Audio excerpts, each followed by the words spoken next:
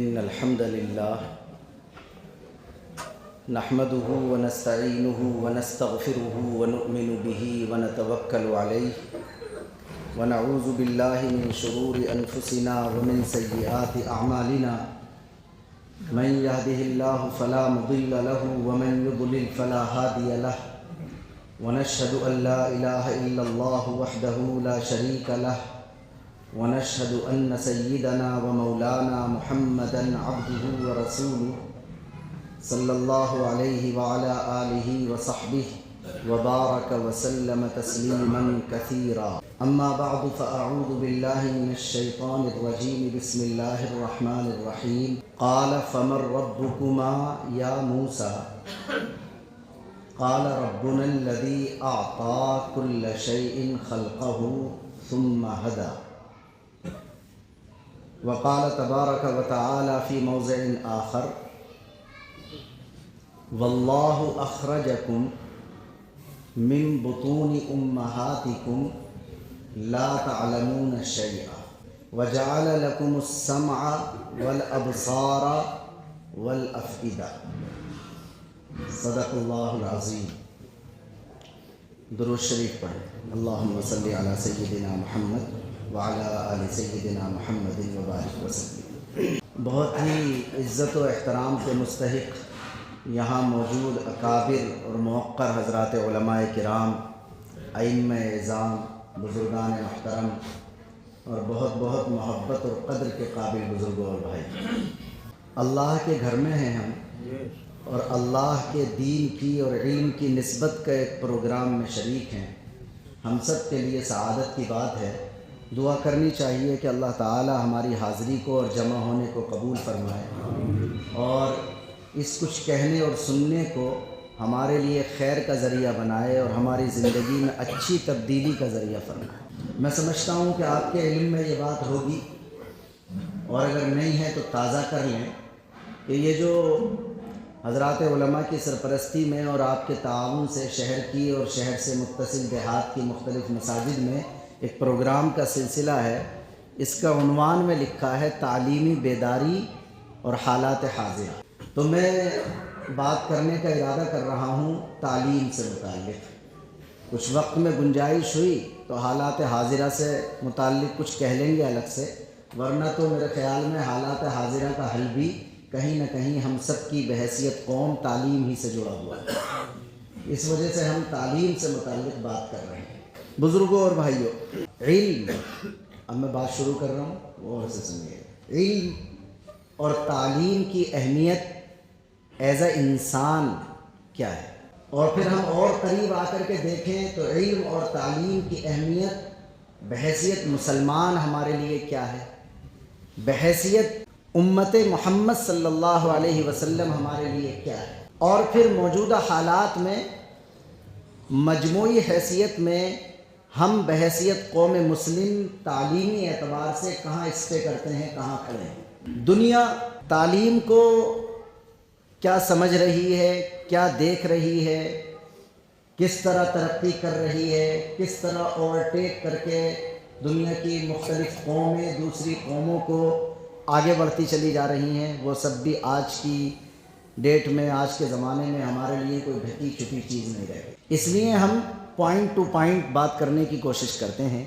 سب سے پہلے اگر ہم یہ جاننا چاہیں کہ آخر علم یا تعلیم اس کا ہماری زندگی سے بحیثیت انسان کیا تھا. بحیثیت اسلام تو بعد میں ہے.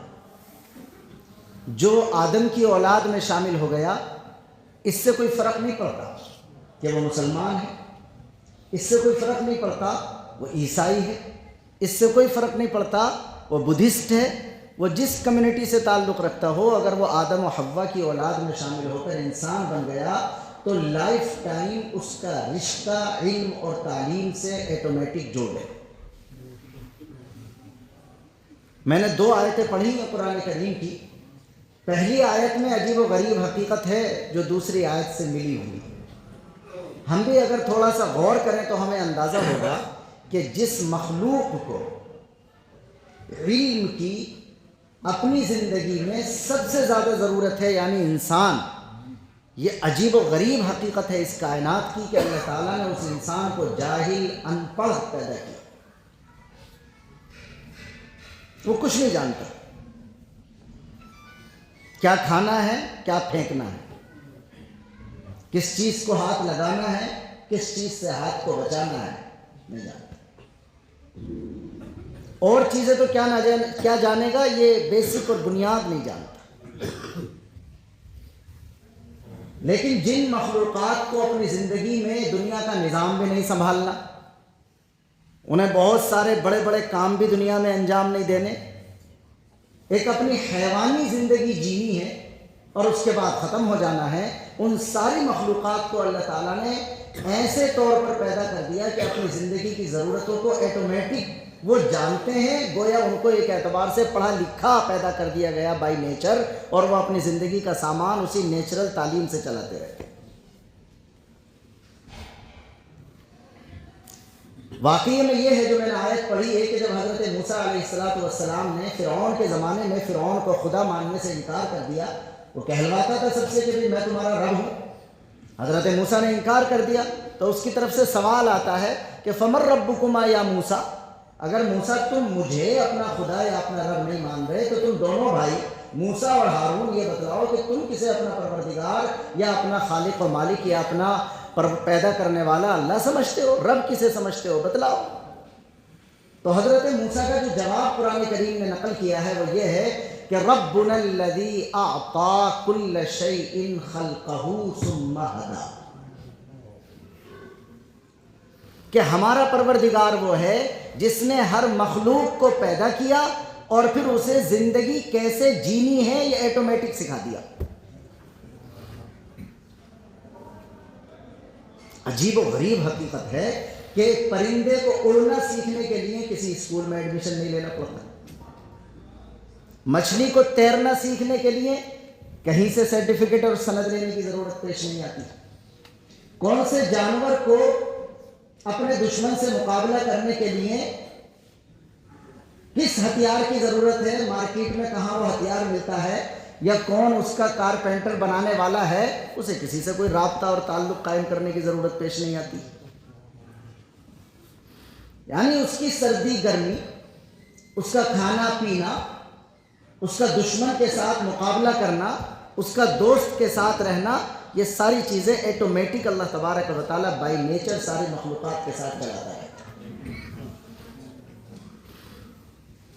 تو جن مخلوقات کو علم کی، دیکھیے میں 7:15 بجے تک بات کرنے کا ارادہ کر رہا ہوں اور مجھے ماحول بڑا اچھا لگ رہا، اس وجہ سے جب کوئی ٹاپک متعین ہو تو وہ تقریر کم ہوتی ہے، وہ کلاس ٹائپ چیز زیادہ ہو جاتی ہے، اور میرے خیال میں میری عادت بھی اسی طرح بات کرنے کی ہے، چونکہ اپنے پروفیشن کے اعتبار سے بھی میں ٹیچر ہی ہوں تو میں کیا کر سکتا ہوں۔ تو جس مخلوق کو انسان کو علم اور تعلیم کی سب سے زیادہ ضرورت تھی اسے تو بالکل جاہل پیدا کیا، لیکن جن مخلوقات کو علم کی بہت زیادہ ضرورت نہیں تھی نظام چلانے کے لیے، ان کو آٹومیٹک پڑھا لکھا پیدا کر دیا۔ یہ اس کائنات کی بڑی حقیقت ہے۔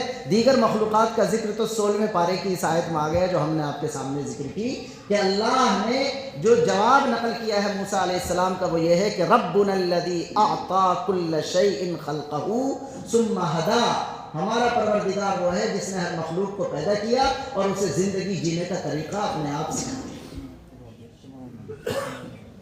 اور اس کے بعد جب انسان کی تخلیق کو وہ قرآن کریم کی مختلف آیتوں میں مختلف جگہ بتاتا ہے، ان میں سے ایک جگہ یہ ہے جو 14ویں پارے میں ہے، ارشاد ہوتا ہے اللہ تعالیٰ کا انسانوں سے، گویا ہم سے بات کر رہا ہے اللہ ڈائریکٹ سامنے سے، واللہ اخرجکم من بطون امہاتکم لا تعلمون شیئا۔ اتنی کلیئر بات اللہ ہی کر سکتا، وہ لگی لپٹی تو کرتا نہیں ہے۔ ہم ایز اے مفتی صاحب، امام صاحب، خطیب صاحب بھی بات کریں گے تو کئی مرتبہ بہت سارے تحفظات ہمارے ذہن میں رہتے ہیں، ہم جو چاہتے ہیں وہ بھی نہیں کہہ پاتے، ایک دوسرے کے ناراض ہونے کا بھی خطرہ ہوتا، لیکن ظاہر ہے کہ اللہ تو اللہ ہے، وہ تو سامنے کی بات کرے گا۔ اس نے کتنی کلیئر بات کی ہے اور یہ کہا وہ اللہ ہے، اپنے بارے میں کہہ رہا وہ اخرجکم من بطون امہاتکم، جس نے تمہاری ماں کے پیٹ سے تمہیں اس حال میں نکالا تھا کہ لا تعلمون شیئا، تم رتی برابر کچھ نہیں جانتے تھے۔ آج تو تکبر ہے نا، کسی کو مدرسے کی تعلیم کی ہائر ایجوکیشن کا غرور ہے کہ وہ مفتی صاحب ہے، کسی کو عصری اسکول اور کالجز کی ڈگریوں کا کہ ایم بی اے کر لیا، بی بی اے کر لیا، اور اس کے بعد ایم فل کر لیا، اس کے بعد ڈاکٹریٹ کر لیا، مختلف شعبوں میں آدمی گیا اور وہ اپنی جب ڈیٹا پیش کرتا ہے تو اس کی سندیں، اس کی مارک شیٹ، اس کے سرٹیفکیٹ اتنی فائلوں میں چلتے چلے جاتے ہیں، 5 7 10 پیج میں اس کا ڈیٹا تیار ہوتا ہے جو وہ بتانا چاہتا ہے کہ میں نے یہ کر رکھا ہے، یہ کر رکھا ہے، یہ کر رکھا ہے۔ انسان کو اللہ تعالیٰ آئینے دکھا رہا ہے، ذرا اپنی حقیقت پر غور کر، وَاللَّهُ أَخْرَجَكُم مِّن بُطُونِ أُمَّهَاتِكُمْ لَا تَعْلَمُونَ شَيْئًا، تمہیں اللہ نے تمہاری ماں کے پیٹ سے اس حال میں پیدا کیا تھا کہ تم کچھ بھی نہیں جانتے تھے، مگر چونکہ اس انسان کو علم کی بہت زیادہ ضرورت تھی، اس کے بغیر یہ نظام نہیں چلا سکتا، اس کے بغیر یہ اپنی ذمہ داریوں کو پورا نہیں کر سکتا تھا، اس کے بغیر یہ تربیت کا نظام نہیں چلا سکتا تھا۔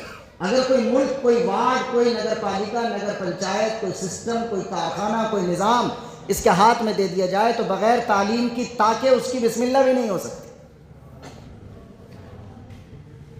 تو لہذا عجیب و غریب یہ حقیقت ہے، یہاں علماء موجود ہیں، وہ تو میرے مخاطب نہیں ہیں، جو میرے برابر کے ساتھی ہیں ان سے مذاکرے کی بات کہی جا سکتی ہے کہ آدھی آیت میں اللہ تعالیٰ نے یہ بتلایا کہ تم اس حال میں پیدا کیے گئے کہ کچھ نہیں جانتے تھے، مگر چونکہ تمہیں علم کی سب سے زیادہ ضرورت تھی تو اسی آیت کے اگلے آدھے حصے میں بتلایا کہ میں نے فزیکلی تمہیں ایسا پیدا کیا کہ تمہاری باڈی کے اندر کالجز بھی لگا دیے، یونیورسٹی بھی بنا دی۔ آدھی آیت میں کہتا ہے کہ لا تعلمون شیئا، تم کچھ بھی نہیں جانتے تھے، اور اگلی آدھی آیت میں کہتا ہے کہ لیکن نہیں، چونکہ تمہیں علم کی ضرورت تھی تو جعل لکم السمع والابصار والافئدہ، تمہیں کان کا ایک کالج دیا، اسکول دیا، تمہیں آنکھ کا ایک اسکول اور کالج دیا۔ جو میڈیکل سائنس کے لوگ اگر یہاں ہمارے ساتھیوں میں موجود ہیں تو وہ جانتے ہیں، ساری دنیا کو وہ تجزیہ کر کے سمجھتے ہیں کہ بچہ پیدا ہونے کے فوراً بعد سیکھنے کا عمل شروع کرتا ہے، اور ظاہر ہے کہ سب سے پہلے اس کے یہی 2 اسکول کام کرنا شروع کرتے ہیں۔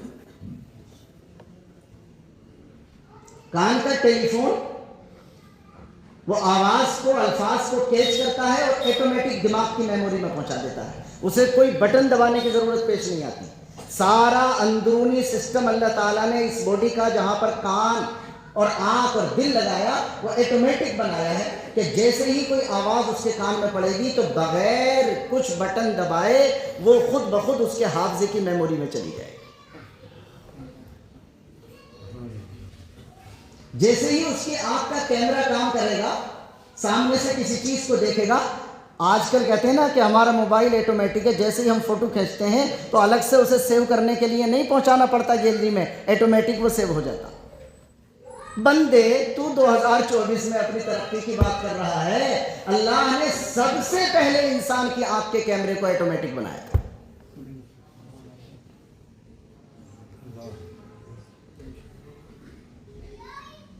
میں آپ کو دیکھ رہا ہوں، آپ مجھے دیکھ رہے ہیں، فرسٹ ٹائم دیکھ رہے ہیں، لیکن کیمرے نے فوٹو لیا اور میموری میں پہنچا دیا۔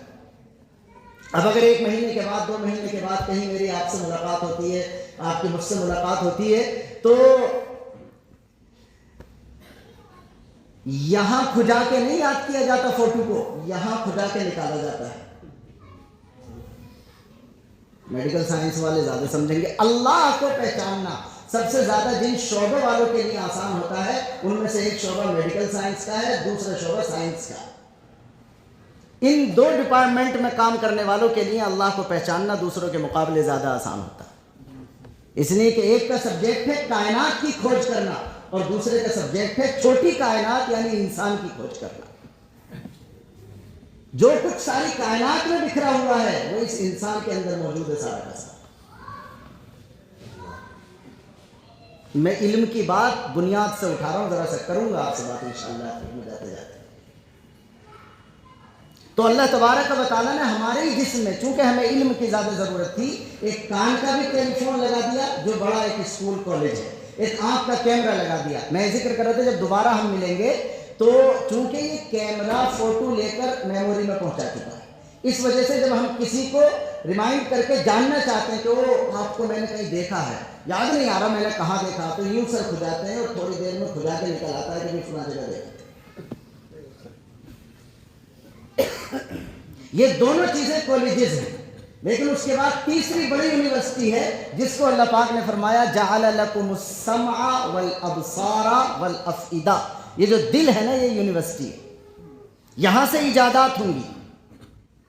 وہ ایک بحث الگ ہے، اس طرف میں نہیں جاؤں گا ورنہ 15 منٹ لگ جائیں گے کہ دل اصل ہے یا دماغ اصل ہے۔ اس لیے کہ قرآن جب بات کرتا ہے ڈائریکٹلی تو وہ دل سے زیادہ بات کرتا ہے، دنیا جو زیادہ بات کرتی ہے وہ کس سے کرتی ہے؟ دماغ سے زیادہ بات کرتی ہے۔ ہلکا سے اشارہ کر دیتا ہوں کہ دیکھیے جو عشق و محبت کا نظام ہے، کسی کو چاہنے کا نظام ہے، اس کے سارے فیصلے دل کرتا ہے، اور جو دنیا کی زندگی کا کاروبار اور روزگار ہے اس کے فیصلے کون کرتا؟ دماغ کرتا۔ باڈی پر جو حاکم ہے ہمارے پورے جسم پر جو حاکم ہے وہ دماغ ہے۔ جیسے اولا کمپنی کی گاڑی آپ بک کرتے ہیں، مثال کے طور پر آپ جس چوراہے پر کھڑے ہیں تو وہ جیسے ہی آپ اپلائی کریں گے کہ مجھے یہاں پر ایک کار چاہیے تو وہ آپ کا میسج پہنچے گا مین جگہ مرکز، وہاں سے سرکولیٹ ہو جائے گا، وہ اس کی ساری کمپنی کی جتنی کاریں شہر میں گھومتی پھر رہی ہیں وہ سب کے پاس سرکولیٹ ہو جائے گا۔ لیکن آپ سے قریب جو بندہ ہوگا کار والا وہ بک بک کرنا شروع کر دے گا، وہ اس کا مطلب اس قریبی شخص کی ذمہ داری ہے کہ وہ آپ تک پہنچے اور آپ کو لے کر کے جائے۔ یہ جو اس کار والے تک پیغام پہنچا رہا ہے وہ جو ماسٹر ہے وہ پہنچا رہا ہے جو مرکز ہے۔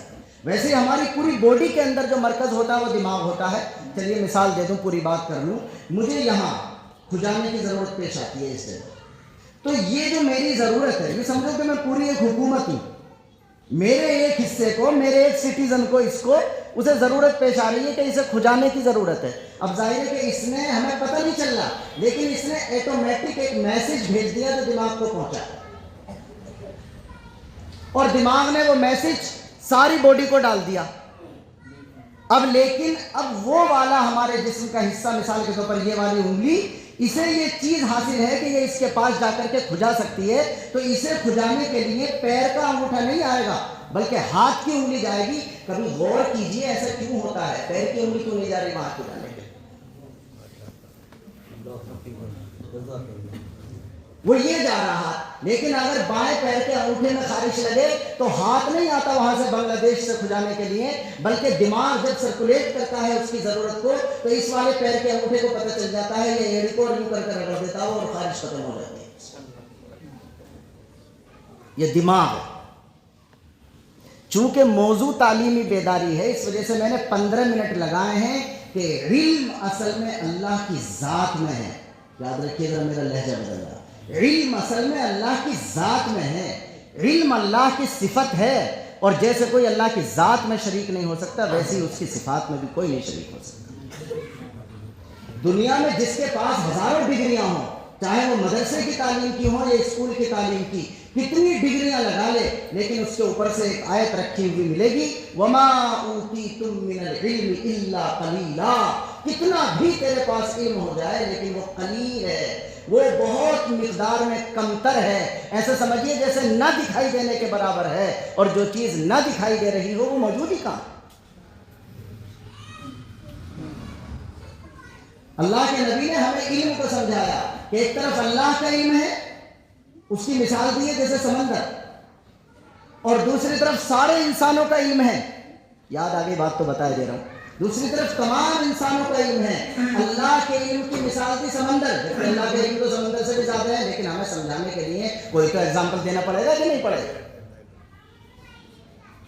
ورنہ ایگزامپل نہ ملے تو ہم بات ہی نہ سمجھے۔ تو بات سمجھانے کے لیے اللہ کے نبی نے سمجھایا کہ سارے انسانوں کا علم ایسا سمجھو جیسا سمندر میں کسی نے سوئی ڈبوئی، سمندر میں سوئی، اس کے بعد جب وہ آپ نے سمندر میں سے سوئی نکالی تو اس کے سوئی کے سرے پر جتنا پانی آیا ایسا سمجھو وہ سارے انسانوں کا علم ہے، اور سمندر اللہ کا علم ہے۔ آپ سب لوگ یہاں موجود ہیں، میں جوش میں نہ آ جاؤں زیادہ، مجھے کوئی صاحب بتلائیں گے کہ سوئی کے سرے پہ کتنا پانی آتا؟ بوند؟ غور کر کے بتائیں، کچھ نہیں آتا ہے۔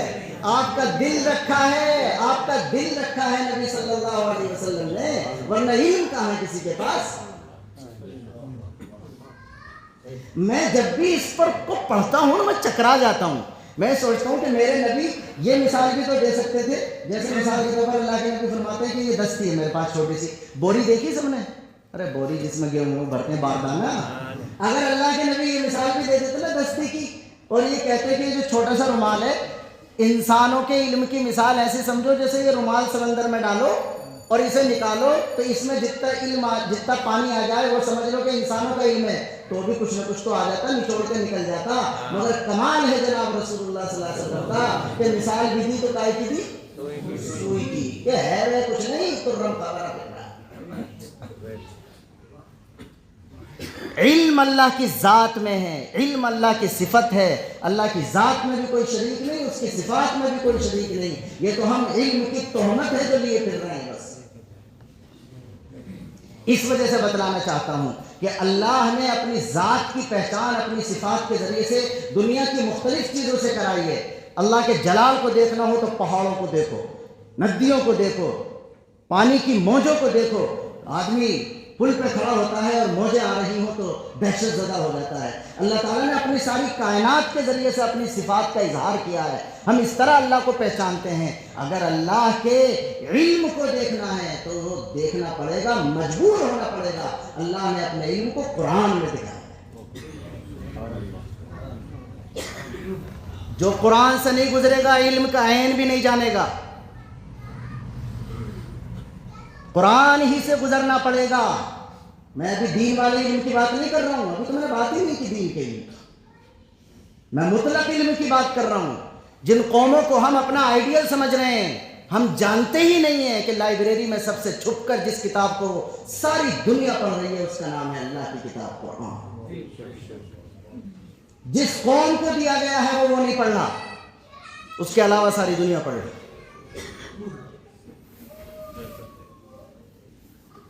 اللہ نے انسان کی حقیقت بتلائی. واللہ اخرجکم من بطون امہاتکم لا تعلمون شیئا. اللہ نے تمہیں اس حال میں پیدا کیا تھا تم جانتے کچھ نہیں تھے، لیکن کیونکہ تمہیں علم کی سب سے زیادہ ضرورت تھی اس وجہ سے تمہارا کان کا ٹیلی فون دیا، تمہیں آنکھ کا کیمرہ دیا. یہ دونوں کالجز ہیں جو چیزوں کو لیتے ہیں اور دماغ اور دل کی میموری میں پہنچاتے ہیں. یہ دل ورک کرتا ہے اور 5 چیزیں اس کے پاس پہنچی ہیں تو ان میں ایٹومیٹک گانٹھ جوڑ کر کے انہیں 100 بنا سکتا ہے. یہ جو دنیا میں نئی نئی چیزیں وجود میں آتی، پھر بات یاد آ گئی تو کیا کرو. ہمارے جسم کے اندر 2 صلاحیتیں ہیں دماغ میں کہیے. ایک کو کہتے ہیں ہم حافظہ اور ایک کو کہتے ہیں ذہانت. ہمارے اردو میں کہتے ہیں، پتہ نہیں انگلش میں کیا کہتے ہوں گے. ایک ہوتا حافظہ اور ایک ہوتی ہے ذہانت. کہتے ہیں نا یہ آدمی بہت ذہین ہے بھائی، اور ایک ہوتا ہے اس آدمی کا حافظہ بہت اچھا. لوگ اسے مکس کر دیتے ہیں، یہ الگ الگ چیزیں ہیں. حافظے کا مطلب ہوتا ہے محفوظ رکھنے والی الماری. مثال کے طور پر کسی نے ہمیں 10 باتیں بتائیں اور وہ ہم نے اپنی میموری میں رکھ لی، لیکن کبھی کبھی ادھر ادھر ہوتی ہیں چیزیں تو اس میں سے چیزیں نکلتی رہتی ہیں. ہمیں شکایت ہوتی ہے کہ ہم نے فلاں کتاب میں کوئی بات پڑھی تھی وہ ہمیں یاد نہیں رہی، نکل گئی. اسے کہا جاتا ہے حافظہ. کسی کا حافظہ اچھا ہوتا ہے، کسی کا ذہن اچھا ہوتا ہے. جس کا حافظہ اچھا ہے اس کا مطلب یہ ہے کہ اسے 10 باتیں بتائی گئی تھیں اور 10 کی 10 موجود ہیں. اتنا تیز حافظے والا ہو، اسٹاک کر رکھا ہو، اس نے نکل نہیں رہی اس کے یہاں سے چیز. لیکن اس کا ذہن اچھا نہیں ہے، اس وجہ سے وہ 10 چیزیں 10 ہی ہیں، وہ اس میں کچھ مینجمنٹ کر کے اس کو 12 یا 15 یا 20 نہیں بنا سکا. لیکن کسی کا حافظہ چاہے کمزور ہو لیکن اس کا ذہن کیا ہوتا ہے؟ تیز ہوتا ہے. اسے کہتے ہیں کریٹو مائنڈ ہوتا ہے، وہ تخلیقی صلاحیت رکھتا ہے، وہ ایجاد کرتا ہے چیزوں کو، وہ جوڑ گھاٹ کر کے نئی نئی چیزیں بناتا ہے. مولانا صاحب وہی ہے نا بھائی وریث کہ معلومات کو ترتیب دے کے مجہولات کو حاصل کرتا. ہمارے مدرسوں میں منطق کہتے ہیں 2 چیزوں کا پتہ ہے آٹومیٹک تیسری بنا لیتا ہے اس سے. تو جس کا ذہن اچھا ہے اسے کسی نے 10 باتیں بتائیں لیکن ان میں سے 5 نکل گئی.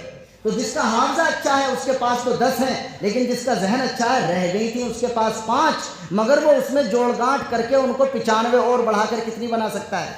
100 بنا سکتا ہے. اللہ نے فرمایا یہ ہے علم اور تعلیم کا انسان سے تعلق، اس میں سب شامل ہے۔ آدھا گھنٹہ ہوا، آگے بڑھتا ہوں۔ علم اور تعلیم کا مسلمان کی حیثیت سے ہم سے کیا تعلق ہے؟ ظاہر ہے کہ ہم تو جناب رسول اللہ صلی اللہ علیہ وسلم کے امتی، ہم تو انسانوں میں بھی اعلیٰ کوالٹی کے انسان ہو گئے بھائی، جب ہمیں اللہ تبارک و تعالیٰ نے کلمہ لا الہ الا اللہ محمد الرسول اللہ صلی اللہ علیہ وسلم۔ آج تو مسلمانوں کی پہچان ناخواندگی ہے، حالانکہ مسلمان کی پہچان تو خواندگی ہے۔ مسلمان ہو اور تعلیم سے دور ہو، تصور بھی نہیں کیا جا سکتا۔ مسلمان اور تعلیم کے زیور سے آراستہ نہ ہو، سوچا نہیں جا سکتا۔ ذرا ہم تھوڑا سوچیں، ٹھنڈے دماغ اور دل سے سوچیں، ہم امتی ہیں جناب محمد رسول اللہ صلی اللہ علیہ وسلم، اور ہمارے نبی پاک علیہ الصلوۃ والسلام کو 40 سال میں اللہ نے نبی بنایا، 40 سال کی عمر میں نبی بنایا، اور 40 سال تک ہمارے نبی پاک علیہ السلام نے، سب جانتے ہیں سب پڑھتے ہیں، کسی سے لکھنا پڑھنا نہیں سیکھا، نہیں سیکھے تو سب جانتے ہیں نا، کسی سے لکھنا پڑھنا نہیں سیکھا۔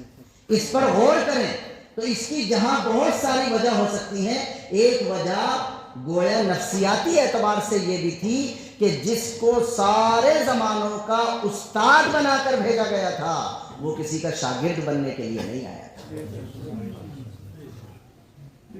وہ شاگرد کیوں بن گئے کسی کے بھائی؟ 40 سال گزارے انہوں نے، کسی کی شاگردی نہیں کی۔ اچھا آپ بتائیے، جب کوئی کسی کا چیلا بن جاتا ہے نا، تو چاہے اس کا چیلا استاد سے بہت زیادہ قابل ہو جائے، لیکن فضیلت میں کون زیادہ رہتا ہے؟ ہمیشہ یہ جو مفتی صاحب مولانا صاحب ہو سکتے ہیں جو بہت بڑے بن گئے، لیکن کبھی انہوں نے اپنے محلے کی مسجد میں حافظ صاحب سے تو نورانی قاعدہ پڑھا ہوگا کہ نہیں پڑھا ہوگا؟ اب وہ تو بیچارے حافظ صاحب ہی ہیں، ناظر خان ہیں جن سے نورانی قاعدہ پڑھا، لیکن یہ پڑھنے والا دیوبند چلا گیا، ندوے چلا گیا، سہارنپور چلا گیا، مدرسے کی لائن کی بات کر رہا ہوں میں، ورنہ عصری تعلیم اور علی گڑھ چلا گیا، اور آگے جو JNU چلا گیا جی، ملک سے نکل کر کیمبرج چلا گیا، آکسفورڈ چلا گیا، جہاں بھی چاہے چلا گیا، لیکن جس سے ABCD سیکھ رکھا ہے، جس سے الف باتا سیکھ رکھا ہے، وہ تو بہرحال گرو کا گرو ہی رہے گا۔ جب اس کا جی چاہے گا کہہ دے گا کہ کس کی بات کر رہے ہو؟ فلاں سائنٹسٹ کی؟ کیا؟ ارے میں نے پڑھایا۔ صرف وہی فخر نہیں کرے گا جس نے پڑھایا، اس کے سارے گھر والے بتائیں گے کہ ہمارے ابا کا چیلا ہو۔ شاگرد کتنے بڑے کارنامے انجام دے لے، لیکن وہ بہرحال استاد کے مقابلے میں ڈاؤن ہو، اور یہ ہونا چاہیے، اچھی بات ہے۔ اللہ نے اپنے نبی صلی اللہ علیہ وسلم کو بھیجا، یہ میں ہوائی بات نہیں کر رہا ہوں بزرگوں، ہمارے نبی نے چند باتیں جو ان صاف الفاظ میں بتلائی ہیں کہ مجھے اللہ نے اسپیشلی یہ بنا کر بھیجا ہے، ان میں سے ایک بات ہے انما بعثت معلما، مجھے تو بھیجا ہی ٹیچر بنا کر۔ وہ جو جبرائیل لے کر کے آتے تھے وہ کوئی تعلیم تھوڑی تھی۔ ایک اردو کا شاعر کہتا ہے کہ تعلیم جبرائیل تو تھی بس برائے نام، تعلیم جبرائیل تو تھی بس برائے نام، حضرت وہیں سے آئے تھے لکھے پڑھے ہوئے۔ اور ایک فارسی کے شاعر نے کہا ہے کہ یتیمے کے ناکردہ قرآن درست، کتب خانہ چند ملت گشست، کہ عبداللہ کا یتیم محمد صلی اللہ علیہ وسلم جس نے ابھی پڑھنا بھی نہیں سیکھا تھا، قرآن کا ترجمہ اس جگہ لغت میں مصدر میں پڑھنا، عبداللہ کا وہ یتیم جس نے پڑھنا بھی نہیں سیکھا تھا، لیکن جب پڑھانے بیٹھتا ہے تو اب تک کے پہلے سارے اساتذہ کے، سارے انفرادی طور پر کام کرنے والوں کے سارے ریکارڈ توڑ جاتا ہے۔ کتب خانہ چند ملت گشست، ساری امت کے کتب خانوں کو دھو ڈالتا، ووش کر دیتا۔ یہ فارسی کے شعر کا ترجمہ۔ یتیمے کے ناکردہ قرآن درست، عبداللہ کا وہ یتیم جس نے پڑھنا تک کسی سے نہیں سیکھا تھا، لیکن جب وہ پہلے ہی دن غار ہرا سے آ کے پڑھانے کے لیے بیٹھتا ہے اور شروع کرتا ہے تو سارے ریکارڈ ٹوٹ جاتے ہیں، اور ایسے ریکارڈ ٹوٹ جاتے ہیں کہ اللہ کے نبی نے پھر اپنے الفاظ میں کہا کہ انا نبی من ادرکتہ حیا ومن یولد بعدی، میں اس کا بھی نبی ہوں جو میری زندگی میں مجھے پالے، اور میں اس کا بھی نبی ہوں جو میرے جانے کے بعد بھی قیامت تک دنیا میں آئے۔ اور اللہ کے نبی نے یہ بھی کلیئر کیا کہ لو کان موسیٰ حیا ما وسعہ الا اتباعی، کہ اگر دوبارہ بھی ہم موسیٰ زندہ ہو کر کے آ جائیں گے جو اللہ کے نبی ہیں، تو اب بھی ان کا تعلیمی کورس کام نہیں کرے گا، انہیں میرے تعلیمی کورس اور میرے ہی میتھڈ کے مطابق نظام کو چلانا پڑے گا۔ اور اس کا پریکٹیکل کا ہمیں پتا ہے کہ آخری دور میں کون آئیں گے. اب تو دنیا اسی طرف جا رہی ہے نا. اور ابھی سب پڑھے لکھے لوگ ہیں, دنیا میں جو تبدیلیاں اس وقت چل رہی ہیں اسے ہلکے میں نہ سمجھیں. ہمارے نبی نے 1400 سال پہلے دنیا کے دی اینڈ سے پہلے کے جو خاکے بنا کے دکھائے تھے, آج دنیا ان خاکوں میں تیزی سے رنگ بھر رہی ہے. یہ ایک بات کہہ دی ہے میں نے, غور کرنا. ہمارے نبی نے دنیا کے دی اینڈ سے پہلے کے جو خاکے حدیثوں میں ہمیں بنا کر دیے ہیں, آج دنیا اس زون میں داخل ہو چکی ہے اور دنیا ان خاکوں میں تیزی سے رنگ بھر رہی ہے. تو آئیں گے حضرت عیسیٰ علیہ السلام کام دجال کو قتل کرنے کے لیے, تو وہ اپنی شریعت کے اعتبار سے نہیں چلائیں گے نظام کو, بلکہ جناب محمد الرسول اللہ صلی اللہ علیہ وسلم ہی کی تعلیم کے مطابق چلائیں. اب آپ اندازہ کیجئے, میں نے جگر کا خون کر کے 5 منٹ لگا دیے کہ ایز اے انسان بھی ہمارا تعلیم اور علم سے کتنا بڑا رشتہ ہے. ایز اے مسلمان تو پھر نیکسٹ لیول پر ہے, اس لیے کہ ہمارا نبی کسی کا شاگرد ہی نہیں ہے. تو پھر ہمیں تو بحیثیت قوم ایسا ہونا چاہیے کہ دنیا میں ہم ساری قوموں کی کیا بنے, استاد. اگر ہم اس جگہ نہیں کھڑے ہوئے تو اس میں جناب رسول اللہ صلی اللہ علیہ وسلم کا نعوذ باللہ کوئی قصور نہیں ہے. ہمیں اپنے گریبانوں میں ڈالنا چاہیے. ہمارے نبی پاک علیہ السلام دنیا میں ظاہر ہے کہ جانا تھا آپ کو, میں شارٹ کر رہا ہوں چیزیں, دنیا سے جانا ہی تھا. اب قیامت تک تو ہمارے ساتھ رہنا نہیں تھا, لیکن جو بڑے لوگ ہوتے ہیں وہ کچھ ایسی بڑی باتیں کر کے جاتے ہیں کہ جو بہت اسپیشل گائیڈنس, رہنمائی اور ایڈوائز ہوتی ہے. ان کو اگر باریکی سے سمجھ لیا جائے تو کسی کے جانے کے بعد بھی کام چلتا رہتا.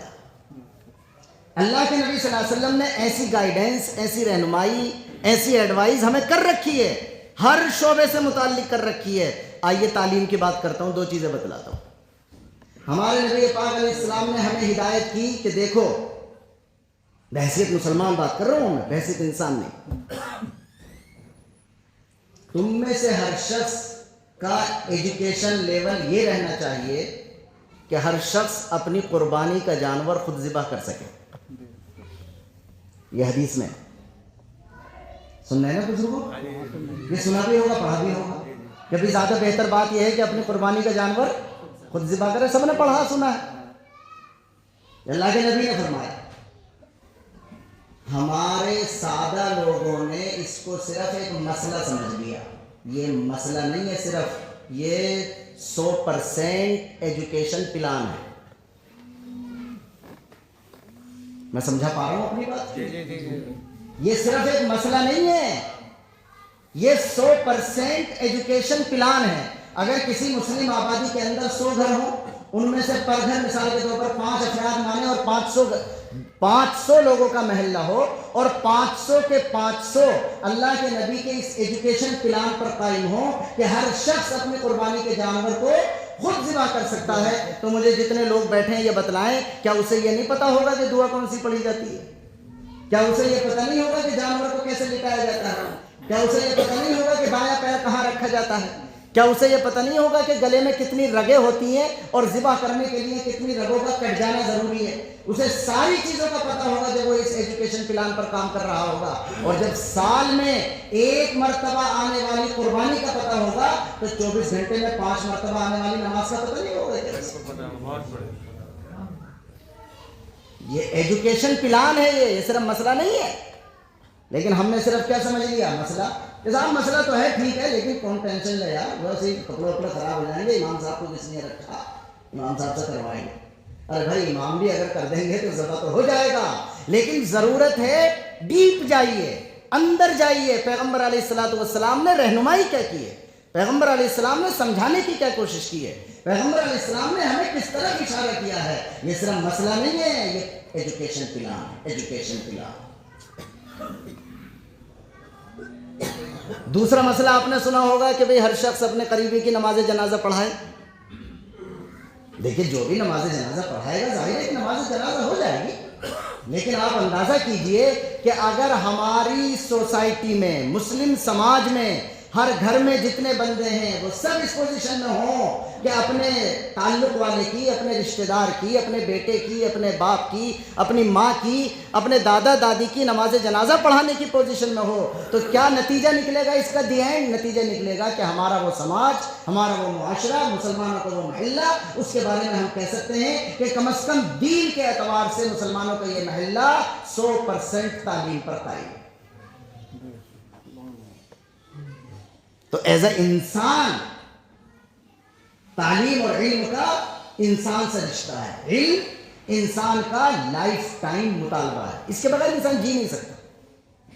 ایز اے انسان جو میں نے بات کی، میں کر چکا ہوں وہ بات، لیکن ایک مثال اور یاد آتی ہے کہ اگر کوئی یہ چاہ بھی لینا کہ مجھے علم سے تعلق نہیں رکھنا، تب بھی مجبور ہے وہ، اسے علم سے تعلق رکھنا ہی پڑے گا۔ روزانہ جب آپ سوتے ہیں اور چیک کریں پورے دن کو، تو آج کچھ وہ باتیں ضرور نہیں معلوم ہو گئی ہوں گی جو کل نہیں تھی معلوم، ایٹومیٹک ہے۔ میں اس کی ہمیشہ مثال دیتا ہوں کلاس میں بھی بچوں کو کہ بھئی آپ گھر سے نکلے، آپ کا بھتیجا کھڑا بائک لیے ہوئے، آپ کو جانا ہے، آپ گھر سے نکلے اور آپ کو جانا ہے لیفٹ ہینڈ۔ جیسے آپ دروازے پہ پہنچے تو آپ نے اپنے رائٹ ہینڈ دیکھا کہ 50 لوگ کھڑے، ایک چیز نظر آئی آپ کو، تو آپ کے اندر سے ایک سوال آئے گا کہ بھئی کیا بات ہے، کیا ہو گیا؟ کبھی پوچھا آپ نے کہ یہ سوال کیوں آیا؟ کس نے کروایا یہ سوال؟ دباؤ ڈالا کسی نے، بندوق رکھی؟ آپ کا نیچر بول رہا، آپ کو علم کی طلب بول رہی، آپ تعلیم کے بغیر نہیں رہ سکتے، آپ چیز کو جاننا چاہتے ہیں، کتنا ہی ارجنٹ کام ہو، لیکن آپ بھتیجے سے کہیں گے بیٹا رکنا ذرا، یہ تو پتا کرو کہ یہ ہو کیا گیا، اتنے لوگ کیسے کھڑے ہیں؟ اندر سے سوال آیا، جو بھی ادھر سے آئے گا کہ بھئی کیا ہوا، اور اگر کوئی نہیں آ رہا تو کہیں گے رک جا ذرا، جاتا ہوں ابھی، جائیں گے تحقیق کریں گے، اور اس کے بعد کہیں گے چل بیٹا کوئی مسئلہ نہیں ہے، ذرا وہ فلاں صاحب آ رہے تھے، چلے جائیں۔ یہ سوال پیدا ہوتا ہے جو بتلاتا ہے کہ بائی نیچر انسان کو علم کے بغیر چارہ نہیں، اور جو مسلمان ہو جائے گا وہ تو رہ نہیں سکتا علم کے بغیر۔ بھائی میں نے مثال دے دی، غیرت والی مثال دے دی میں نے، جب ہمارے نبی پاک علیہ الصلوۃ والسلام کو سارے جہانوں کا استاد بنا دیا گیا، تو ظاہر ہے کہ آپ کو جو قوم ملنے والی ہے، آپ کو جو امت ملنے والی ہے، جو آپ کا نام لینے والے لوگ آگے آئیں گے، ان کو اسی دن یہ سمجھ لینا چاہیے کہ ہمیں بھی اپنے نبی کی میراث کے اعتبار سے دنیا میں ساری قوموں کا کیا بن کر کے رہنا ہے؟ استاد بن کر کے۔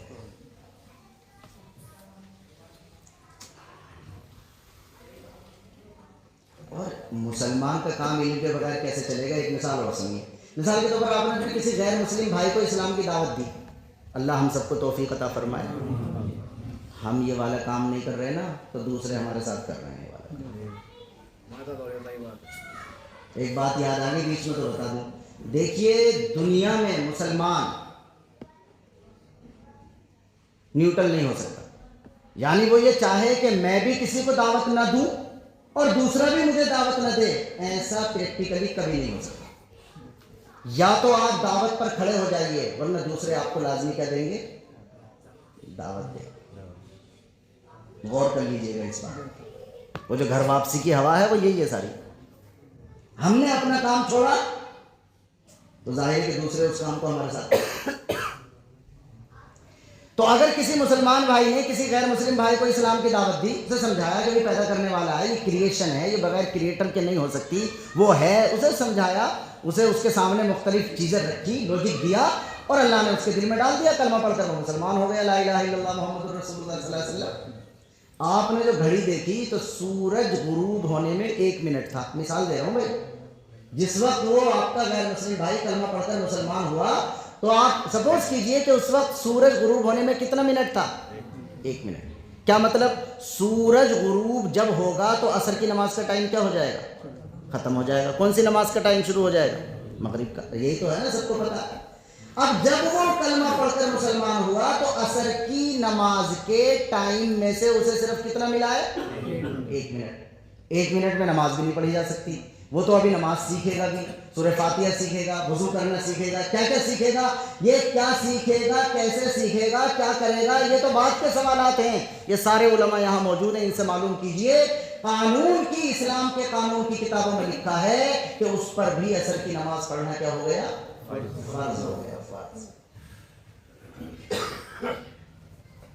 اسلام کی حالت میں کسی نماز کے ٹائم کا اگر 1 منٹ بھی مل گیا تو وہ نماز پڑھنا بھی کیا ہو گیا؟ اگرچہ پڑھ نہیں سکتا ادا نہیں پڑھ سکتا تو قضا پڑھے، لیکن پڑھنا کیا ہو گیا؟ فرض۔ تو بتلائیے جب نماز پڑھے گا تو علم کی ضرورت نہیں آئے گی، سورہ فاتحہ کو نہیں سیکھنا پڑے گا، سورت کو نہیں سیکھنا پڑے گا، قعود بیٹھنے کو، کھڑے ہونے کو، سجدے کو، ساری دعاؤں کو سیکھنا پڑے گا۔ اس کا مطلب اسلام کا تو علم سے ایسا رشتہ ہے کہ اسلام تو علم کے بغیر ایک قدم نہیں چل سکتا۔ ہم علم سے دور ہونے کیسے ہو سکتا ہے؟ ہمارے لیے تعلیمی بیداری کا پروگرام کرنے کی ضرورت پیش آئے، ایسے کیوں ہو سکتا ہے؟ اور اگر اسی دن ہو چاند رات رمضان کی اور چاند دکھائی دے گیا مغرب کے بعد، اب کیا ہوگا؟ کل سے ہی روزہ فرض۔ اب پتہ ہونا چاہیے کہ اگربتی کے دھوئیں سے روزہ ٹوٹے گا کہ نہیں ٹوٹے گا۔ یعنی میں مثال دے رہا ہوں کہ اسلام کا علم سے اتنا گہرا رشتہ ہے کہ ایک اسلامی زندگی کوئی شخص بغیر علم کے جی ہی نہیں سکتا۔ تو بحیثیت انسان بھی ہمارا تعلیم سے رشتہ ہے، بحیثیت مسلمان ہمارا تعلیم سے ڈبل رشتہ ہے۔ اور ظاہر ہے کہ میں زیادہ طاقت نہ لگاؤں، ہم سب جو گھر کے ذمہ دار ہیں، صاحب اولاد یہاں موجود ہیں، ہم میں سے ہر شخص الحمدللہ اپنی نسل اور اولاد کے بارے میں تعلیم کے سلسلے میں فکر مند بھی۔ اب میں اگلی طرف آتا ہوں، جو میرے پاس 15 منٹ باقی ہیں، کہ اب تعلیم کو تھوڑا سا تقسیم کر لیجئے، اب عمل کی طرف آئیے۔ کیسے کریں گے ہم ماحول قائم؟ بیس میں نے بنا دیے سارے۔ اللہ نے ہمیں ایک دعا سکھائی ہے، ربنا آتنا فی الدنیا حسنہ وفی الآخرۃ حسنہ۔ کیا کروں بھائی امام صاحب، پھر بات یاد آ رہی ہے تو دیکھو یہ دعا تو سب کو یاد ہوگی۔ یہ دعا جو ہے نا، یہ آیت دوسرے پارے میں، اور جہاں یہ آیت آئی ہے نا وہاں حج کے مسئلوں کا بیان چل رہا۔ تو اس جگہ اللہ تعالیٰ نے 2 قسم کے مزاجوں کا ذکر کیا ہے۔ ایک مزاج ہے دنیا والا، اور اللہ نے یہ فرمایا، اس سے پہلی آیت یہ شروع ہوتی ہے، ثم افیضوا من حیث افاض الناس واستغفروا اللہ ان اللہ غفور الرحیم فاذا قضیتم مناسککم فاذکروا اللہ کذکرکم آباءکم او اشد ذکرا۔ یہاں پر بات مکمل ہوتی۔ حج پہ جو لوگ گئے وہ جانتے ہیں، عرفات جاتے ہیں نا، عرفات سے واپس کہاں لوٹ کے آتے ہیں؟ مزدلفہ۔ بیچ میں رات میں مزدلفہ میں پہنچتے ہیں اور صبح تک مزدلفہ میں رہتے ہیں، اور صبح کو مزدلفہ سے مینا کی طرف آتے ہیں کنکری ونکری مارنے کے لیے۔ تو یہ جو مزدلفہ کا ٹائم ہوتا ہے، یہ صبح کے وقت میں دعا کا ہوتا۔ اسلام سے پہلے مکے والے بھی حج کیا کرتے تھے، مگر وہ مزدلفہ میں آ کر اللہ کا ذکر کرنے کے بجائے وہ صرف اپنے خاندان کا ذکر کیا کرتے تھے۔ تو اللہ نے یہ نصیحت کی کہ اس جگہ آ کر اللہ کا ذکر کیا کرو اور اللہ سے دعا مانگا کرو۔ اب اس کے بعد میں سمجھا پا رہا ہوں اپنی بات؟ اس کے بعد یہاں سے 2 قسم کے مائنڈ سیٹ بن جاتے ہیں۔ اس جگہ آیت میں اللہ تعالیٰ 2 ڈیفرنس قسم کے مائنڈ سیٹ کو بیان کرتا۔ علماء تو موجود ہیں وہ جو محسوس کریں گے اور وہ پہلے سے جانتے ہوں گے، لیکن واضح کر کے بتائی جا سکتی ہے چیز اپنے مقتدی حضرات کو بھی، کہ اس جگہ اس کے بعد آتا ہے فَمِنَ النَّاسِ مَن يَقُولُ رَبَّنَا آتِنَا فِي الدُّنْيَا وَمَا لَهُ فِي الْآخِرَةِ مِنْ خَلَاقٍ۔ یعنی اللہ تعالیٰ نے ایک مزاج کا یہ ذکر کیا کہ کچھ لوگ وہ ہوتے ہیں کہ جن کے دماغ پر دنیا سوار رہتی ہے، اتنی زیادہ سوار رہتی ہے کہ اگر کبھی اللہ سے دعا مانگنے کا بھی موقع ملے تو صرف ان کی دعا اتنی ہوتی ہے، ربنا آتنا فی الدنیا۔ آپ قرآن کھول کے دیکھ لینا دوسرے پارے میں، یہاں حسنہ کا بھی لفظ نہیں ہے، یعنی صرف اتنا کہ اے ہمارے پروردگار دنیا دنیا دنیا دنیا، حلال آئے حرام آئے اس کی بھی فکر نہیں، کیونکہ حسنہ کا لفظ نہیں ہے۔ اللہ اس کا جواب دیتا ہے، دنیا کے لیے مانگ کیوں رہا اتنا، دنیا تو تجھے ملے گی، لیکن اگر صرف دنیا داری کا چکر رہے گا تو وَمَا لَهُ فِي الْآخِرَةِ مِنْ خَلَاقٍ، دنیا تو تجھے تیرے حساب کے مل جائے گی لیکن آخرت میں کچھ ملنے والا۔ سبحان اللہ۔ گویا آپ یہ دیکھیے کہ یہ مزاج اللہ کو پسند نہیں ہے، یہی تو مطلب ہوا، اس کا ذکر اس طرح کیا۔ اب ذرا رکیے آپ، جب دنیا والا مزاج اللہ کو پسند نہیں ہے، اب اگر ہم سے سوال کیا جاتا ہے کہ بتاؤ پھر اللہ کو کون سا مزاج پسند ہوگا، تو ہم تو یہ کہتے ہیں نا کہ آخرت والا پسند ہوگا، لیکن قربان اللہ کی مہربانی پر اللہ نے اپنے پسندیدہ مزاج والوں کا ذکر کیا تو اس میں صرف آخرت نہیں ہے، اس میں دنیا بھی ہے۔ ہائے ہائے۔ وَمِنْهُمْ مَنْ يَقُولُ، لیکن ان میں سے کچھ لوگ ایسے ہیں کہ جب وہ دعا مانگتے ہیں تو یوں کہتے ہیں، رَبَّنَا آتِنَا فِي الدُّنْيَا حَسَنَةً وَفِي الْآخِرَةِ حَسَنَةً وَقِنَا عَذَابَ النَّارِ۔ یہ سب کو یاد ہے، ترجمہ بھی سب کو پتا ہوگا، میں بھی کیے دے رہا ہوں۔ اے ہمارے پروردگار ہماری دنیا بھی اچھی کر دے، اور اے ہمارے پروردگار ہماری آخرت بھی اچھی کر دے، اور ہمیں جہنم کے عذاب سے بچا لے۔ یہ اللہ تعالیٰ نے دعا ہمیں سکھلائی اور اس مزاج کو پسند کر کے بتلایا، تو اس میں صرف آخرت نہیں ہے بلکہ اس میں کیا ہے؟ دنیا۔ لیکن دنیا جتنی ہونی چاہیے اتنی ہے. جب یہ والی بات کر ہی رہا ہوں تو پوری کر دوں. اس آیت کو بعض علماء نے جو قرآن کے حسن کو بیان کرتے ہیں اسے 3 کھوٹے والی آیت بتایا. انجینئر لوگ جانتے ہیں کئی مرتبہ یوں کر کے 3 کونے والا کھانا بنایا جاتا ہے, اسے عربک میں کہتے ہیں مثلث, 3 کھوٹ والا. تو یہ والی آیت 3 کھوٹ والی ہے, اس میں الگ الگ 3 جملے. ربنا آتنا فی الدنیا حسنہ 1 ہو گیا, وفی الآخرۃ حسنہ 2 ہو گیا, وقنا عذاب النار یہ 3 ہو گیا. گویا اس آیت کا 1/3 دنیا کو کہتا ہے اور 2/3 آخرت کو کہتا ہے. اللہ ہماری دنیا بھی اچھی کر دے اور ہماری آخرت بھی اچھی کر دے, پلس یہ ہے کہ ہمیں جہنم کے عذاب سے بچا لے, اور وہ بھی آخرت میں ہے. تو گویا آیت ہی ہمیں نصیحت بھی کرتی چلی جا رہی ہے کہ دنیا کا حساب دنیا کے اعتبار سے کرنا اور آخرت کا حساب آخرت کے اعتبار سے. دنیا کو بھی اللہ کے دشمنوں کے لیے نہیں چھوڑنا, لیکن دنیا کے لیے اتنا جتنا دنیا میں رہنا ہے اور آخرت کے لیے اتنا جتنا آخرت میں رہنا ہے. سن رہے بزرگوں؟ اور دنیا میں کتنا رہنا نہیں, تھوڑا سا بھی نہیں, پتہ نہیں نا. اور آخرت میں جو رہنا ہے. اچھا ایک بات اور یاد آتی ہے, ہم جب اپنے بچے کو پڑھا رہے ہوتے ہیں مثال کے طور کالج یونیورسٹی کہیں بھی, اور اسے پریشانی ہوتی ہے, تعلیم کا جو پیریڈ ہوتا ہے اسٹوڈنٹ لائف, اس میں تو کئی مرتبہ بڑی اسٹرگل بھی آتی ہے. بیچارے کا سینٹر آ گیا, انٹر کے امتحان آئے, سینٹر پتہ نہیں کہاں آ گیا, گھر کی روٹی بھی نہیں مل رہی, کمرے پہ رہنا پڑ رہا.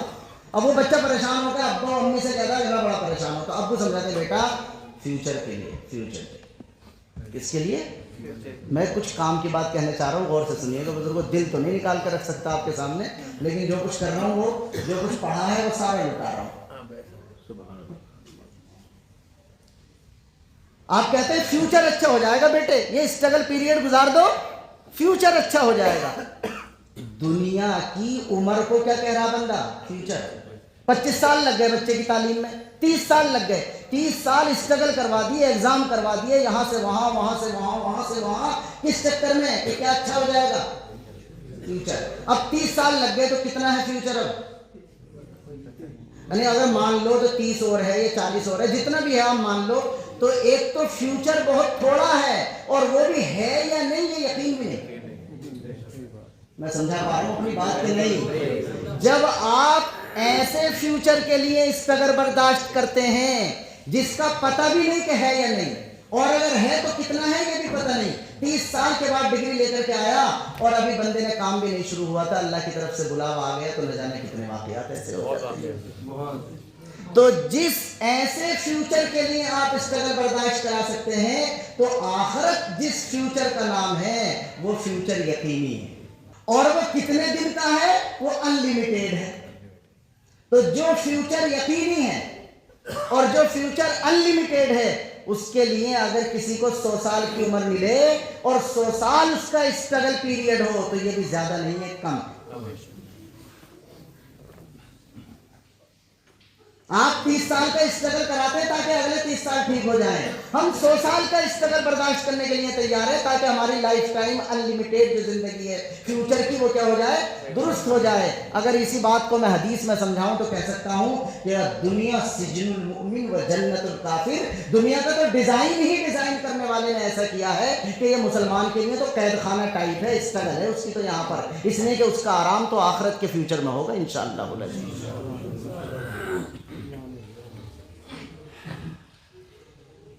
تو اب یہ جو تعلیم ہے جس کا ہم نے ذکر کر دیا, اس کو آگے لے کر کے چلنا ہے. تو ظاہر ہے کہ 2 قسم کی تعلیم ہوتی ہے. ایک تعلیم وہ جس سے ہماری دنیا کی زندگی آسانی سے گزر جائے, اور ایک تعلیم وہ جس سے ہم اور ہماری اولاد آخرت میں کیا ہو جائے, کامیاب. اب میں بالکل کہتے ہیں نا کہ اپنے مغز کی طرف آ رہا ہوں, جو آخری بات کہہ کے بات ختم کروں. میں نے کہا انسان کی زندگی میں علم کی بڑی اہمیت. میں نے کہا مسلمان کی زندگی میں تو علم کی ڈبل اہمیت. بڑی شرم کی بات ہے کہ ایک آدمی مسلمان ہو اور تعلیم سے ہو, یہ کیسے ہو سکتا ہے. لیکن اب کیا کریں, ہم آج کی ڈیٹ میں ہم 2024 میں جی رہے ہیں, اب کیا پلان کریں. میں جلسہ کر کے تو ختم نہیں کرنا نا, میں نے تقریر کر دی, آپ نے سن لی, یہ تو کام مکمل نہیں, کچھ کرنا ہے. تو میں تھوڑا سا تجزیہ کرتا ہوں, تھوڑا سا تقسیم کر کے بتاتا ہوں تاکہ اس کے لیے عمل کرنا آسان ہو انشاءاللہ العزیز. دیکھیے, چاہے تو وہ تعلیم ہو جو دنیا والی کہلاتی ہے, اور چاہے وہ تعلیم ہو جو دین والی کہلاتی ہے. اب میں پھر ٹوک رہا ہوں، پھر غور کیجئے گا، دونوں تعلیموں کے دو لیول ہوتے ہیں، دونوں تعلیموں کے دو لیول، ایک ہوتی ہے بیسک ایجوکیشن اور ایک ہوتی ہے ہائر ایجوکیشن۔ بھئی یہی تو ہوتے ہیں نا انجینئر صاحب، بھائی کچھ مدد کرو ہماری۔ ایک ہوتی ہے بیسک ایجوکیشن، بنیادی تعلیم، جو بنیادی حق مانا جاتا ہے کسی بھی ملک کے شہری کا، کہ ہر شہری کو وہ تعلیم ملنی چاہیے۔ تو پہلے میں دنیا والی تعلیم کی بات کر رہا ہوں، اس کے دو لیول بنائیے، ایک بیسک ایجوکیشن، ایک ہائر ایجوکیشن۔ بیسک ایجوکیشن کے بارے میں ماحول بنائیں، محنت کریں، مسجد کے اعتبار سے محنت کریں، ہر مسجد ایک رجسٹر بنوائے، اس میں دیکھیں کہ ہماری مسجد کے حلقے میں کتنے گھر آتے ہیں، ان میں کتنے بچے ہوتے ہیں، کس گھر کے بچے تعلیم سے جڑے ہیں، کس کے بچے تعلیم سے نہیں جڑے، جس کے بچے نہیں جڑ رہے چیک کیجئے کیوں نہیں جڑ رہے، کیا مشکلات ان کے لیے ہیں، تاکہ آپ ایز اے ذمہ دار ان کی مشکلات کو حل کر کے ان کو تعلیم کی طرف لا سکیں۔ تو دنیا کی تعلیم کے اعتبار سے جو بیسک ایجوکیشن ہے وہ ہمارے ملک میں پہلے پرائمری ہوا کرتی تھی، اور نئی جو تعلیمی پالیسی، نیو ایجوکیشن پالیسی 2024 جو کئی سال سے نیٹ پہ پڑھی ہے، آپ کی سرکار نے ڈال رکھی ہے، اور جو پڑھے لکھے لوگ ہیں وہ بھی جانتے ہیں ساری چیزوں کو۔ اب یہ جو بیسک ایجوکیشن ہمارے ملک میں بھی ہے، یہ بھی انٹر تک جا رہی ہے تقریباً، یعنی پہلے جو پرائمری کر لیا کرتا تھا اس کا پڑھے لکھے والا پاسپورٹ بن جاتا تھا، اب اگر کوئی پرائمری کرے گا تو اس کا پڑھے لکھے والا پاسپورٹ نہیں بنے گا، انگوٹھا چھاپ والا بنے گا، ایفیڈیوٹ لگا کے بنے گا، پھر اس کے بعد اس کا اب اگر آپ انٹر کریں گے تب جا کر کے آپ کا پڑھے لکھے والا پاسپورٹ بنے گا۔ تو دنیاوی تعلیم کے اعتبار سے میں اپنے ملک کی بات کر رہا ہوں، اب چونکہ کام یہی کرنا ہے، جو بیسک ایجوکیشن ہے اس کے بارے میں ہمارا ہر بچہ اور بچی، ہر بچے اور بچی کو یہ بیسک ایجوکیشن ملنا لازمی اور ضروری ہے۔ اس کے بعد رہے ہائر ایجوکیشن، کہ آپ انٹر کے بعد کس سبجیکٹ سے آگے جانا چاہتے ہیں، انجینئرنگ میں جانا چاہتے ہیں، میڈیکل میں جانا چاہتے ہیں، سائنس میں جانا چاہتے ہیں، کس جگہ آپ کی اڑان ہے، آپ اپنے آپ کو کہاں دیکھنا چاہتے ہیں۔ تو جس کو اللہ سرمایہ دے، جس کو اللہ تعالیٰ حالات دے، جس کے اچھے حالات رکھے، اس لیے کہ یہ یاد رکھیے بیسک ایجوکیشن سب کو ملنا ضروری ہے، اور ہائر ایجوکیشن اگر چند % بھی مل جاتی ہے تو سب کا کام چلتا رہتا ہے۔ میں سمجھا پایا یہ والی بات؟ یعنی جب ہم بیمار ہوتے ہیں نا تو سب سے پہلے محلے والے سے دوا لے لیتے ہیں ایسے، لیکن جب ایک ہفتہ ہو جائے ٹھیک نہ ہو تو پھر ہمیں فکر ہوتی ہے کہ بھئی اسپیشلسٹ کہاں ہے، کہ جی مراد آباد، کہ جی میرٹھ، کہ جی دھامپور، کہ جی دلی۔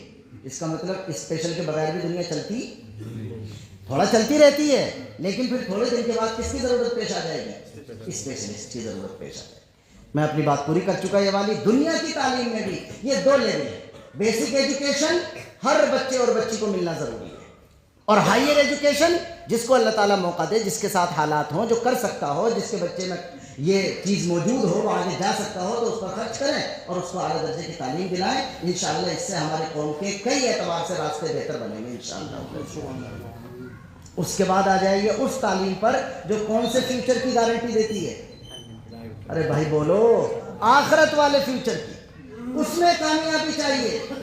اگر یہاں والے فیوچر کے اعتبار سے ہم تعلیم یافتہ نہ ہو سکے، اگرچہ نہیں ہونا چاہیے ایسا، تعلیم یافتہ ہونا چاہیے، لیکن میں سپوز کر کے کہتا ہوں کہ اگر نہ بھی ہو سکے تو زیادہ کتنا نقصان ہے؟ 60-70 سال کا۔ اگرچہ میں یہ نہیں کہتا کہ اسے کیجئے، میں تو خود کہہ رہا ہوں، گلے کی طاقت لگا رہا ہوں کہ اسے بھی مت کیجئے بھائی، اس نقصان کو کیوں کرتے ہیں؟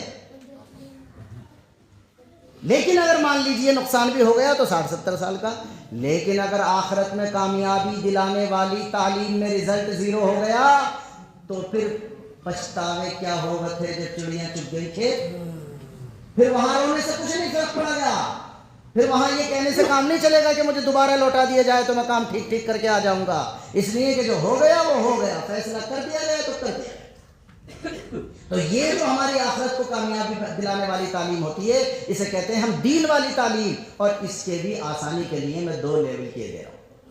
اس میں بھی ایک بیسک ایجوکیشن ہے، ایک ہائر ایجوکیشن، اس میں بھی ایک بیسک ایجوکیشن ہے اور ایک ہائر ایجوکیشن ہے۔ بیسک ایجوکیشن کسے کہتے ہیں؟ سن لیجئے غور سے، اتنا قرآن جس سے نماز ہو جائے، اور دین کا اتنا بنیادی علم جس سے ایک مسلمان کی طرح زندگی گزاری جا سکے۔ دیکھیے سب سے پہلے جو ہماری زندگی ہوتی ہے نا وہ ہوتی ہے حیوانی زندگی. بھائی ہم بھی بیسیکلی کیا ہیں, ایک حیوان ہے. پھر میں اپنے مولانا لوگوں سے سہارا لوں گا کہ ہمارے ہاں جب انسان کی حقیقت پر بحث ہوتی ہے تو یہ سوال پیدا ہوتا ہے کہ انسان ما ہوا, کہ بھئی انسان کیا ہے, تو اس کا جواب آتا ہے حیوان ناطق. یعنی ناطق بعد میں آتا, پہلا حیوان ضرور آ جاتا. اس کا مطلب بنیاد میں اپنی انسان بھی کیا ہے, حیوان ہے, بیسیکلی حیوان ہے. اس لیے کہ سارے حیوان کی دو بنیادی ضرورتیں ہیں, ایک پیٹ اور ایک پیٹ سے نیچے شرمگاہ. سارے حیوانات میں کامن ہے یہ دونوں ضرورتیں. میں بولتا بھی جا رہا ہوں, آپ اسے سنتے بھی رہیے اور خود بھی غور کیجیے جو میں کہہ رہا ہوں. پیٹ والی ضرورت, سیکس والی ضرورت, یہ دونوں ضرورتیں سارے حیوانات میں ہیں. اور یہی دونوں ضرورتیں کس میں لگی ہوئی ہیں, انسان میں بھی. تو سب سے پہلے جو ہماری زندگی شروع ہوتی ہے وہ بیسیکلی کیا ہوتی ہے, حیوانی زندگی. مگر اللہ کو ہماری صرف حیوانی زندگی نہیں چاہیے, بلکہ اس سے تھوڑی اور زیادہ خوبصورت زندگی, اور زیادہ ترقی والی, اس کا نمبر ہوتا ہے انسانی زندگی. گدھا بھی کھاتا ہے, لنچ بھی کرتا ہے, ڈنر بھی کرتا ہے, لیکن دسترخوان نہیں بچھاتا, ڈنر سیٹ نہیں لے کے آتا, اچھا جگ گلاس کا انتظام نہیں کرتا. پیٹ کی ضرورت کو پورا کر رہا ہے لیکن شائننگ اور خوبصورتی اور کوئی ضابطہ اور تہذیب. انسانی زندگی آتی ہے تو خوبصورتی آ جاتی ہے, تہذیب آ جاتی ہے, جگ آ جائے گا, گلاس آ جائے گا, دسترخوان آ جائے گا. اسے کہتے ہیں انسانی زندگی. اللہ کو ہماری حیوانی زندگی بھی نہیں چاہیے, اس سے کام نہیں چلے گا. اللہ کو ہماری انسانی زندگی بھی نہیں چاہیے, اس سے بھی کام نہیں چلے گا. یہ زیادہ طاقت سے کہہ رہا ہوں. اللہ کو چاہیے اعلیٰ کوالٹی کی فرسٹ کلاس, اسے کہا جاتا ہے ایمانی زندگی. اسے کیا کہا جاتا ہے, ایمانی زندگی کہا جاتا ہے. اور وہ دین کے علم کے بغیر ممکن نہیں ہے. گدھا بغیر گلاس کے پی رہا ہے, انسان گلاس میں پی رہا ہے, لیکن ایمانی زندگی اس میں ایک کنڈیشن لگا دے گی کہ وہ یہ بھی دیکھے گی کہ پی کیا رہا ہے. نہیں سمجھا پایا میں, پی کیا رہا ہے یہ بھی دیکھے گی اسلامی زندگی, ایمانی زندگی. بھائی انسانی زندگی تو جوس ہو تو بھی چلے گا, شراب ہو تو بھی چلے گا, لیکن ایمانی زندگی چیک کرے گی کہ صرف دسترخوان اور گلاس سے کام نہیں چلے گا, گلاس میں ہے کیا یہ بھی پہلے چیک کرائیے.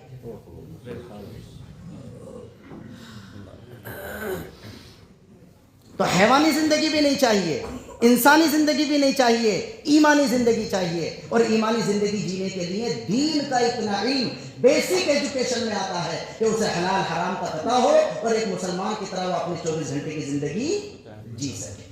اس کے لیے مفتی کا فرض نہیں ہے, یہ مولانا کا کام نہیں ہے, صرف یہ حافظ اور امام کا کام نہیں ہے. ہر مسلمان مرد عورت اور ہماری نگرانی میں پرورش پانے والا ہمارا بچہ اور بچی بالغ ہونے سے پہلے اس بیسک ایجوکیشن سے اگر نہیں سیکھ سکا تو ہم نے اپنے مسلمان ماں باپ ہونے کا حق نہیں ادا. یہ بالکل کلیئر کیا ہے.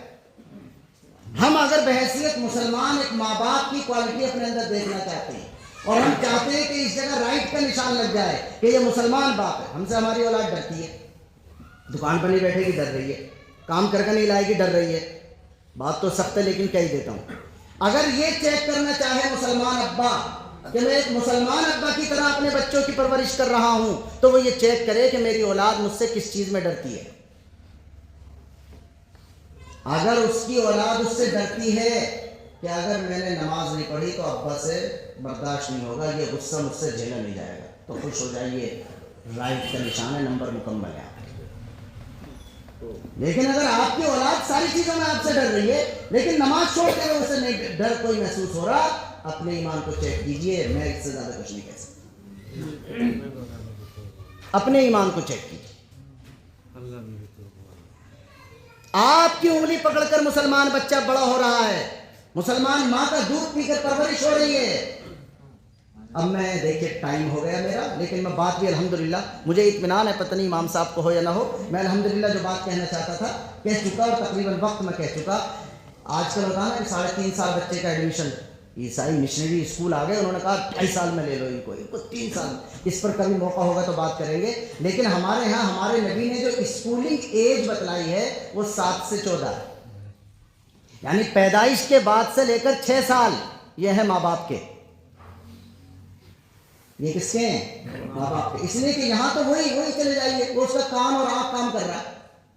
جو بچہ 2 سال میں لیٹے چلتے پھرتے کان سے سیکھتا ہے وہ زبان سے نکلتا ہے، اور جو آنکھ سے سیکھتا ہے وہ اعضاء سے نکلتا ہے، وہ ایکٹیویٹیز ہوتی ہیں اس کی. یہ سب میڈیکل والوں نے لکھا تھا. جو بچہ جو چیز کان سے سیکھے گا وہ کہاں سے نکلے گی؟ جب وہ بولنا شروع کر رہا ہے تو اللہ اکبر کہہ رہا ہے یا گالی دے رہا ہے؟ اگر اس نے گالی دی خبردار اسے مت ڈانٹیے، اپنے آپ کے 2 سال چیک کیجئے کیسے گزاریں گے.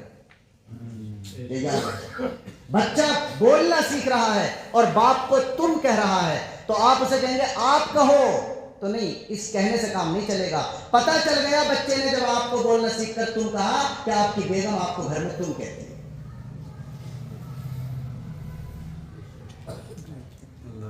اور بچے نے بولنا سیکھا اور اپنی ماں کو تو کہا، بچے پہ ناراض مت ہوئیے، پتہ چل گیا کہ آپ گھر میں اپنی بیگم کو تو کہتے ہیں.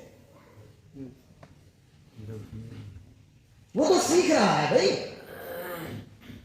تو یہ جو 6 سال ہیں یہ ماں باپ کی گود کے اور ماں باپ کی نگرانی کے ہیں. اور اس کے بعد اللہ تعالیٰ نے نماز کے بارے میں بھی کہا کہ مروا اولادکم بالصلاۃ وہم ابناء 7، اپنے بچوں کو نماز کا حکم کرو جب وہ 7 سال کے ہو جائیں. وَاضْرِبُوهُمْ عَلَيْهَا، اور اگر وہ نماز نہ پڑھیں تو ان کو سزا دو جبکہ ان کی عمر کتنی ہو؟ 10 سال کی. آپ سب جانتے ہیں 10 سال میں بھی بالغ نہیں ہوتا. بالغ ہونے سے پہلے ہمارے نبی جو سب سے زیادہ رحم دل ہیں، جو دشمنوں کو بھی معاف کرتے ہیں، وہ 10 سال کے بچے کو کیا دلوا رہے ہیں؟ سزا دلوا رہے ہیں، سزا. کیوں؟ تاکہ بالغ ہونے سے پہلے یہ نماز کا عادی بن جائے. جس باپ سے اس کے بچے نماز کے تعلق سے نہیں ڈرتے اس کو اپنے بارے میں چیک کرنے کی ضرورت ہے. تو میں نے ذکر کیا دین کی تعلیم کا بنیادی حصہ بیسک ایجوکیشن یہ ہے کہ اتنا قرآن جس سے نماز ہو جائے، اور دین کا اتنا بنیادی علم جس سے حیوانی زندگی نہیں، انسانی زندگی نہیں، ایمانی زندگی جی جا سکے. اور ہائیر ایجوکیشن میں اب بتانے کی ضرورت نہیں ہے. بچہ حافظ بن گیا، ہائیر ایجوکیشن ہے دین کی. بچہ قاری بن گیا، ہائیر ایجوکیشن ہے دین کی. بچہ عالم مولانا مفتی بن گیا، حدیث کا قرآن کا اسپیشلسٹ بن گیا، تو یہ ہائیر ایجوکیشن ہے دین کی. آپ کہیں ہم تو سارے بچوں کو بس بیسک ایجوکیشن دلوائیں گے، تو بھیا ڈاکٹر بھی کوئی اسپیشلسٹ نہیں ہونا چاہیے. اسے بھی مت بناؤ، اسے بھی سب کو بیسک ایجوکیشن دلواؤ. جب آپ کی دنیا کی تعلیم میں کچھ نہ کچھ % اسپیشلسٹ چاہیے تو ہماری دین والی تعلیم میں بھی کچھ نہ کچھ اسپیشلسٹ چاہیے. اب اگر وہ اسپیشلسٹ ہمارے گھر میں ہو جائیں تو پھر تو سونے پہ سہاگا ہے کہ نہیں؟ ہم کیوں سوچیں؟ جس گھر میں ڈاکٹر ہوتا ہے نا اس کا کرنٹ فائدہ ہوتا ہے. اگر وہ ممبئی میں بھی پریکٹس کر رہا اور بجنور میں اس کے بھائی کے پیٹ میں درد ہو تو فیس نہ دیتا آدمی، اسے فون کرے. وہ کہتے ہیں میڈیکل والے سے بات کرا دو، بغیر فیس کے درد ٹھیک ہو جا، ٹیبلیٹ کھا لے. تو میں ہمیشہ کہتا ہوں جس گھر میں اسپیشلسٹ ہوگا جس سبجیکٹ کا، دوسروں کو فائدہ ہوگا یا نہیں ہوگا یہ بات کی بات ہے، پہلے کس کو فائدہ ہوگا؟ اس کے گھر والوں کو فائدہ ہوگا. تو اگر دین کی تعلیم کا اسپیشلسٹ ہمارے گھر میں موجود ہوگا تو ظاہر ہے کہ سب سے پہلے اس کا فائدہ ہمیں ہوگا. تو اور ترتیب بنائی جا سکتی ہے. تعلیمی بیداری سے متعلق میں نے گفتگو کی ہے. میں سمجھتا ہوں کہ تقریر میں اس سے زیادہ اور زیادہ کچھ چیزیں لکھ کر نہیں دی جا سکتی، ورنہ پورا پلان بنایا جا سکتا ہے. اب یہ آپ حضرات کی ذمہ داری ہے، امام صاحب بھی ہیں، علماء موجود ہیں، کوئی پلان کریں کہ جس سے زمینی طور پر ہم اپنے سماج میں تعلیم کے بارے میں بہتری پیدا کر سکیں. بالغوں کے لیے مکاتب کا نظم ہو، بچوں کے لیے مکتب کا نظم ہو. جو مستقل فل ٹائم اسکول کو دے رہے ہیں، پارٹ ٹائم وہ ہمارے مکتب کو دینے لگیں تاکہ ان کی وہاں برین واشنگ جو ہو رہی ہے اسے ہم یہاں واش کر سکیں کم از کم. تو یہ اور بہت سے پلانے جو دیے جا سکتے ہیں. اپنی بات دہرا کے اجازت لے رہا ہوں. علم انسان کی ضرورت ہے، علم کا مسلمان سے ڈبل رشتہ ہے. تعلیم دونوں ہو سکتی ہیں، اللہ نے دونوں کو ہمیں حکم دیا ہے. ہمیں انشاءاللہ اپنی دنیا بھی بہتر کرنی ہے اور آخرت میں بھی کامیاب ہونا ہے. لیکن ظاہر ہے دنیا کا فیوچر پتہ نہیں ہے اور کتنا ہے، اور آخرت کا فیوچر لازم ہے. اس وجہ سے دونوں کے سیٹ اپ کے اعتبار سے ہمیں محنت کرنی چاہیے. بنیادی جو تعلیم ہے بیسک ایجوکیشن وہ ہر بچے کو ملنی چاہیے، اور جو دونوں طرف کی ہائیر ایجوکیشن ہے اس کے لیے بھی کوشش کریں کہ جتنے زیادہ مل جائے وہ بہت اچھی بات ہے. اللہ تبارک و تعالی ہم سب کی حاضری کو قبول فرمائے اور ہمیں اپنے دین کی تعلیمات کو تھوڑا باریکی سے ڈیپلی سمجھنے کی توفیق عطا فرمائے. میرے ذہن میں تھا کہ میں قرآن کی کچھ آیتیں جو مختلف سبجیکٹ سے تعلق رکھتی ہیں ان کا تھوڑا کھول کر کے دکھا دوں گا، لیکن موقع نہیں ہوا. اس سے اگرچہ میں نے شروع میں بات کر لی اور یہ میں نے بتلا دیا کہ کسی کے علم سے دنیا میں متاثر مت ہوئی ہے. علم جو ہے وہ اصل میں کہاں موجود ہے؟ اللہ کی کتاب قرآن میں موجود ہے، لیکن اس کے قریب آنے کی اور اسے اندر سے باقاعدہ محنت لگا کر پڑھنے کی ضرورت ہے۔ اللہ تبارک و تعالی ہم سب کے لیے اسلامی زندگی جینا آسان فرمائے۔ وآخر دعوانا الحمدللہ رب العالمین۔